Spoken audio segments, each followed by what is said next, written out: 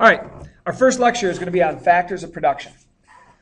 What we're going to talk about here is how do we think about the way that we produce different goods and services? What does it take to make anything? And then really how do we categorize it so it's easier for accounting and easier to understand the different steps, process, roles, functions, everything that goes into making a good or service. Well, the first thing we have to talk about then is what we produce. And I've already given this away. We really can label everything as one of two things. Either a good, which is something that you can touch, something you can hold. If you think about the computer screens in the background of this image, to your cell phone, to your pencil, to the piece of paper you're writing on, hopefully, because you should be taking notes, they are things that you can hold. They are tangible products. I can touch them. I can feel them. I can see them. They are things like garbage you buy at a pet store, to pickup trucks, to beverages, to TVs, to an Xbox. And the Xbox is pretty obvious, but we're going to come back to that one at the end because the Xbox, for many of you, is useless without a service. The other way that we can categorize what we produce is in services. Services are work performed for you by someone else. What I'm doing right now is a service industry job. I'm a teacher. What does that mean? Well, it means I went to college, I learned a bunch of stuff, and then I teach you a little bit of it. Hopefully. Poorly, probably, but that's to be argued about later. We think of traditional service industry jobs as things like cutting hair. Yes, it's something you could do for yourself, but I'm guessing many of you would look even worse than you do right now. So, the mistake you make, though, is thinking that service industry jobs are low-paying, low-skilled jobs. Traditionally, when we talk about service sector jobs, we're talking about waitresses, mechanics, hairstylists, retail, those kind of things. But so much of our economy is going towards services because the goods we need we don't need as many goods as we used to. One of the most valuable services we have are doctors. I don't have the time when I get sick to go look and see what's going on. Plus, I'm sick, so I feel bad. So I want someone I walk in the door and they say, oh, this is what's wrong with you. Here's what you do. Figure this out. And hopefully that didn't show up for you guys. I just had a problem with my computer, but we'll see. And we'll fix this. So a doctor's there to provide a service for you. Yes, we have the traditional, mechanic industry jobs. These are services that will never go away. You'll always have cars. They will always break down. They're designed to do that, in my opinion, but I guess other people can argue with me. And you'll need someone to fix it. You cannot export that job to China. I'm not going to ship my 2004 Dodge Neon to India to have someone give it an oil change. I'm going to take it to the local auto shop. We also have attorneys. Think about what they do. If we look back on Gideon's Trumpet, some of the other things that we've studied this year, you're really talking about someone who helps you in a situation, doing something you can't for yourself. Don't become an attorney. There's too many already out there. Well, what about Xbox Live? If we go back to this discussion about Xbox, for many of you, the idea of playing Xbox without other people is boring. You wouldn't do it. The most popular games are online interactive games. A mistake people who don't play video games make is thinking that video games are solitary activities. You sit in the basement by yourself and play video games like a loser. No, you sit in your basement like a loser and play video games with other people who are losers in their basements. I joke mostly. Think about Xbox Live. When I was a kid, I had Xbox Live. I hopped on my bicycle and I rode 6 blocks to my closest friend's house who had a Nintendo because he was rich and I was poor. I hate that kid still because he had all the cool toys. And we would sit next to each other on a couch and we would play video games. If there were more than 2 of us, it sucked because you'd have to take turns playing because you only had 2 controllers. In addition, the TV was, if you're lucky, 26, 28 inches, something like that. So you were really limited by that. If we think of the internet, and we think about jobs that are going to be there in the future, I guarantee there will be jobs that deal with making sure the internet is up and running wherever you're working. Your iPad is useless without the internet. Your phone is useless. The good telephone is useless without the service for the internet, for the calling, for the texting. So the service is where a lot of the jobs are going. The hard part is we don't really see the back end on it, and it really takes one major piece of the factors of production. So what are these factors of production? Well, in the future, I'll refer to this as FOP, factors of production, FOP.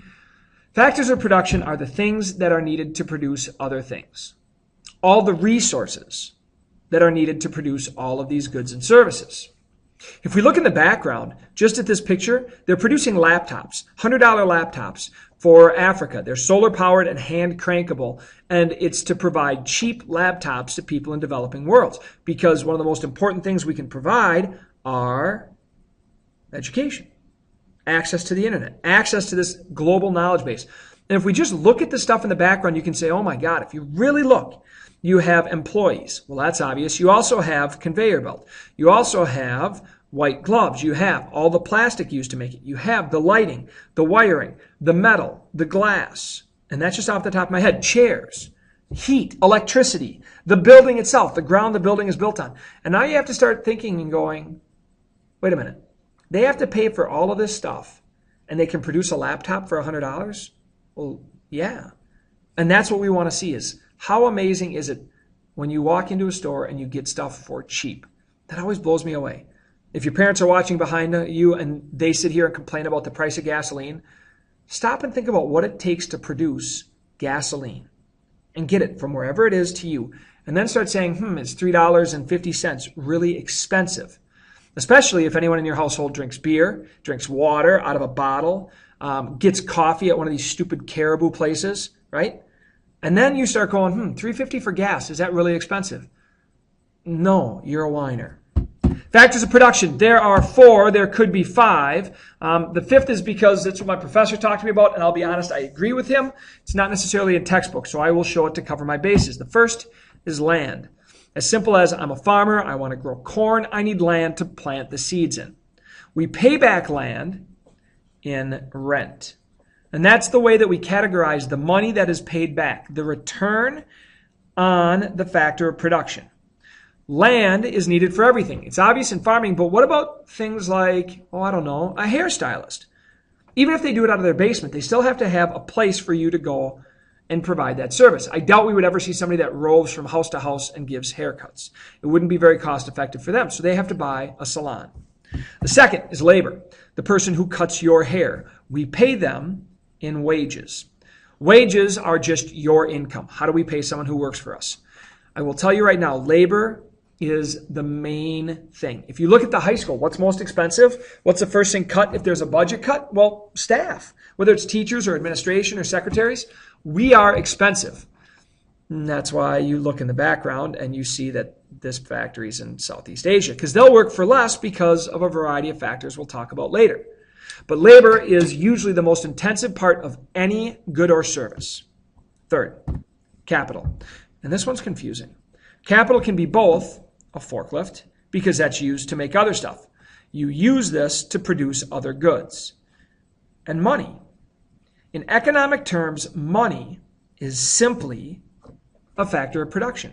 Money does nothing other than allow you to purchase other things you need, like land, labor, capital, a forklift, some ground, hire this Joe Bob mechanic guy, right?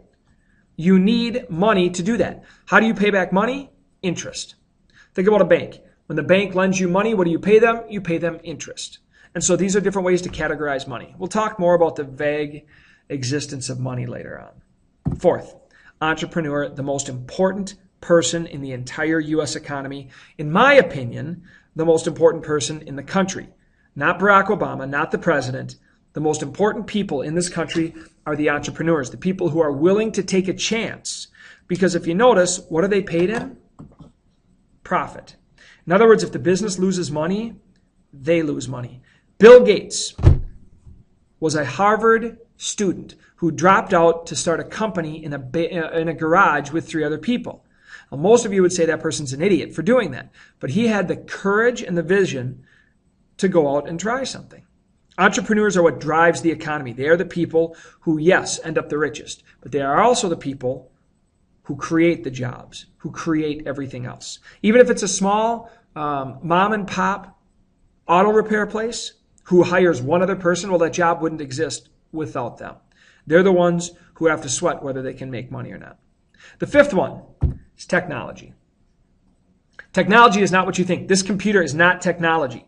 Me using the computer is technology. In other words, knowing how to do something is technology. A computer is not technology. Creating a computer is technology. Learning how to program a computer is technology. The computer itself is not technology.